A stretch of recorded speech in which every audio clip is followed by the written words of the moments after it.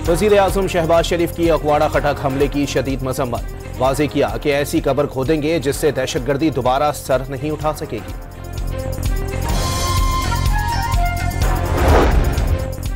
वजीर आजम ने 20 अरब रुपए का रमजान पैकेज जारी कर दिया। 40 लाख खानदानों के 2 करोड़ अफराद मुस्तफीद होंगे। डिजिटल वॉलेट के जरिए फी खानदान 5,000 रुपए दिए जाएंगे। मुल्क भर में रमजानुल मुबारक का आगाज, मसाजिद में नमाज तरावी के रूह परवर इज्तिमा। बच्चों और बुजुर्गों की भी बड़ी तादाद इबादत में मशगूल। Army chief general Syed Asim Munir का बहावलपुर कंटोनमेंट का दौरा। CMH institute of medical sciences, Innovista Cholistan और ICS एरिना का इफ्तिताह किया।